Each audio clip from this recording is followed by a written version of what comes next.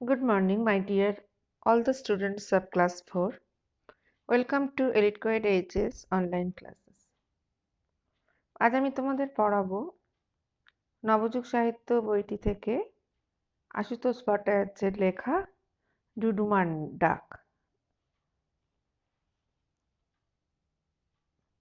তো প্রথমে আমি লেখক আশুতোষ ভট্টাচার্য সম্বন্ধে একটু বলি। 1909 খ্রিস্টাব্দে 17ই জানুয়ারি বাংলাদেশের ময়মনসিংহ জেলার ঢালুয়া গ্রামে আশুতোষ ভট্টাচার্যের জন্ম। তিনি একজন লোক সাহিত্য বিশেষজ্ঞ হিসেবে অসামান্য খ্যাতি অর্জন করেছিলেন। 1955 সালে কলকাতা বিশ্ববিদ্যালয়ের অধ্যাপক পদে নিযুক্ত হন। পৃথিবীর বহু দেশ তিনি ভ্রমণ করেছেন। পুরুলিয়ার ছৌ নাচকে তিনি প্রথম বিশ্বের মানুষের কাছে তুলে ধরেন। তার লেখা বিখ্যাত গ্রন্থ বাংলার লোকসাহিত্য, বাংলা মঙ্গল কাব্যের ইতিহাস, দণ্ডকারণ্যের অন্ধকার প্রভৃতি। 1984 খ্রিস্টাব্দে 19শে মার্চ তার মৃত্যু হয়।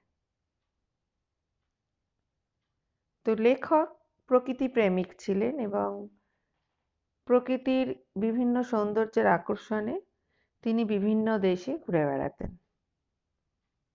তো সেই রকমই বন্ডাদের দেশে তিনি এসেছিলেন। বন্ডা হচ্ছে আদিবাসী, উড়িষ্যার কোরাপুট জেলার পার্বত্য অঞ্চলের অধিবাসী এরা। সেই তাদের দেশে এসে তিনি যে অভিজ্ঞতা সঞ্চয় করেছিলেন সেটা নিয়ে তিনি লিখেছেন এই প্রবন্ধটি। তো আমি একটু পড়ি প্রথমে, তারপর তোমাদের বুঝিয়ে দিচ্ছি। অবশেষে বন্ডা জাতির দেশে পৌঁছলাম। উড়িষ্যার কোরাপুট জেলার পার্বত্য অঞ্চলের অধিবাসী এই বন্ডারা। কেবল পাহাড় আর পাহাড়, পাহাড়ের ওপর ঘন বন, সেই ঘন বনের মধ্যে বন্ডাদের গ্রাম। এই বন্ডার দেশে একদিন আমি ডুডুমার ডাক শুনতে পেলাম। মেঘ গর্জনের শব্দের মতো গম্ভীর সে ডাক। গভীর রাতে ঘুমের মধ্যে সে ডাক আমি শুনেছি। দিনের বেলা পথ চলতে সে ডাক আমি শুনেছি। অবিশ্রাম মেঘ গর্জনের ভাষায় ডুডুমা আমাকে ডাকছে। আমি দুজন সঙ্গী নিয়ে একদিন ডুডুমার সন্ধানে বেরিয়ে পড়লাম। 12 মাইল পথ হেঁটে ডুডুমায় পৌঁছতে হবে। পথ বলতে প্রকৃত যা বোঝায় সেখানে তার কিছু নেই। তবু একটা কিছু ধরে মানুষ ও গরু বাছুর গ্রাম থেকে গ্রামান্তরে যায়। তা থেকে আপনা হতেই পথের রেখা গড়ে যায়। কিন্তু তবুও সে পথ কাঁকুড়ে পথ নয়। বাংলাদেশের নরম মাটির ওপর দিয়ে যেরকম গ্রাম্য পথে আমরা যাতায়াত করি, এ পথ তারই মতো। তাতে দ্রুত চলবারও কোনো বাধা নেই। আমি বেশ দ্রুত পথ চলতে লাগলাম। কোনো দিকে আমার দৃষ্টি নেই, কেবল সামনের দিকে চলা, জোরে আরো জোরে ডুডুমা আমাকে মেঘগর্জনে ডাকছে।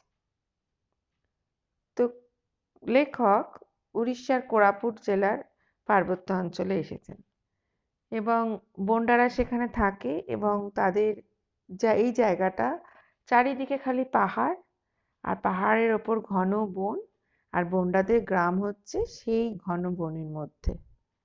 দেখো এখানে বন্ডাদের ছবি দেখতে পাচ্ছ তোমরা।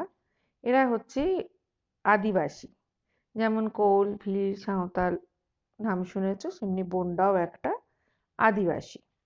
এরা এই অঞ্চলে থাকে এবং তাদের গ্রাম হচ্ছে এই পাহাড়ের মধ্যে ঘন বনের মধ্যে তাদের গ্রামটা, এখানে তারা থাকে। তো কবি তো এখানে এসে, লেখক এখানে এসেছেন, এসে মেঘ গর্জনের মতো গম্ভীর ভাবে ডুডুমা তাকে ডাকছে। গভীর রাতে কবি সেই ডাক শুনেছে, আবার দিনের বেলায়ও তিনি পথ চলতে চলতে সেই ডাক শুনেছেন। সেই ডাক মেঘ গর্জনের মতো গম্ভীর তীব্র একটা ডাক, আর লেখককে যেন সমানে হাতছানি দিয়ে ডাকছে ডুডুমা। লেখক আর নিজের ধৈর্য ধরে রাখতে পারলেন না, তিনি দুজন সঙ্গী নিয়ে বেরিয়ে পড়লেন ডুডুমার সন্ধানে। তো ওখানে লোকেদের মুখে শুনেছেন পথটা 12 মাইল, তাই তিনি খুব তাড়াতাড়ি করে ওখানে পৌঁছে যাওয়ার চেষ্টা করছেন। কিন্তু পাহাড়ি রাস্তা তো, লেখকের মনে হয়েছিল যে যেতে অসুবিধা হবে, কিন্তু পথ চলতে গিয়ে দেখলেন যে কোনো অসুবিধাই হলো না, কারণ মানুষ, তারপর গরুর গাড়ি এসব যাওয়ার ফলে ওখানে আপনা থেকে একটা রাস্তা তৈরি হয়ে গেছে পায়ে পায়ে। তো সেই রাস্তাটা কাঁকুড়েও নয়, এই যেমন সমতল মাটির গ্রাম্য রাস্তা হয় সেরকম। তো লেখক খুব তাড়াতাড়ি তার দুজন সঙ্গীকে নিয়ে সেখানে পৌঁছবার চেষ্টা করলেন। ডুডুমা যেন তাকে ভীষণভাবে হাতছানি দিয়ে ডাকছে, তাড়াতাড়ি এসো, তাড়াতাড়ি এসো, এরকম ভাবে। তারপরের অংশটা আমরা এবার পড়ি। একটা পাহাড়ের নিচে এসে পৌঁছলাম। কি প্রচণ্ড গর্জন! নিজের কথা নিজেই আর শুনতে পাচ্ছি না। আমি উন্মাদের মতো সেই গর্জন লক্ষ্য করে ছুটতে লাগলাম। কিছু দূর গিয়ে একটি বাঁক ঘুরেই দেখি সামনেই ডুডুমা জলপ্রপাত। একটি অনুচ্চ পাহাড়ের ওপর থেকে বিপুল জলরাশি একটি গভীর খাদের ভেতর পড়ছে। গভীর খাদের ভেতর থেকে তার শব্দ উত্থিত হচ্ছে বলে সেই শব্দ যেমন গম্ভীর তেমনই তীব্র। তো লেখক আস্তে আস্তে যেখানটা পৌঁছলেন, পাহাড়ের নিচে এসে পৌঁছেছেন। কি অসম্ভব সেই ডুডুমার গর্জন! কেন সেটা তোমাকে এই ছবিটা দেখো। অনেক উঁচু একটা পাহাড় থেকে বিরাট জলরাশি এসে নিচে পাহাড়ের খাদে পড়ে। তীব্রতার স্রোত আর তেমনি আওয়াজ, গম্ভীর আওয়াজ, মেঘ গর্জনের মতো। এবং কেন সে আওয়াজটা হয়, ওই অত উঁচু থেকে ওই রকম একটা বিপুল জলধারা নেমে নিচে পাহাড়ের খাদে পড়ছে, অনেকটা তলায় তো, তার ফলে আওয়াজটা আরো তীব্র হয়। কারণ ওই তলায় খাদের মধ্যে জলরাশিটা পড়ছে, সেই নিচ থেকে আওয়াজটা আসছে বলে আরো যেন গম্ভীর আওয়াজ। তো লেখক তো মানে এই সৌন্দর্য দেখেই মুগ্ধ হয়ে গেলেন, এবং তিনি এত অবাক যে নিজের কথা তিনি নিজেই শুনতে পাচ্ছেন না। দেখো এখানে ছবিটা, এই দেখো এরকম ভাবে পড়ছে, দিয়ে আস্তে আস্তে সমতলের দিকে এগিয়ে যাচ্ছে। এবার আমরা তারপরের অংশটা পড়ি। খাদের ভেতর থেকে জলরাশি পাহাড় ভেঙে দক্ষিণ দিকে বেরিয়ে এসে কিছু দূর গিয়ে সমতল ভূমিতে পড়েছে। তাতে একটি নদীর সৃষ্টি হয়েছে। নদীর নাম মুচকুন্দ। কিছু দূরেই নদীটিতে বাঁধ দেওয়া হয়েছে, সেই জন্য তার প্রবাহে চাঞ্চল্য নেই। সেই অপূর্ব দৃশ্যের সামনে বহুক্ষণ স্তব্ধ হয়ে দাঁড়িয়ে রইলাম। চারিদিকে কুয়াশায় আচ্ছন্ন। সেই কুয়াশা শীতের কুয়াশা নয়, এই কুয়াশা এখানকার চিরন্তন কুয়াশা। জলরাশি নিচে পাথরের গায়ে আহত হয়ে চূর্ণ বিচূর্ণ হয়ে ক্ষুদ্র ক্ষুদ্র জলকণা সৃষ্টি করে। তাতেই এখানে প্রতি মুহূর্তে কুয়াশার সৃষ্টি হয়। সেই কুয়াশা বছরে প্রত্যেকটি দিবারাত্র স্থায়ী হয়। দিবারাত্রতা চারিদিককার পাহাড়, অরণ্য, লোকালয় সর্বদা আচ্ছন্ন করে রাখে।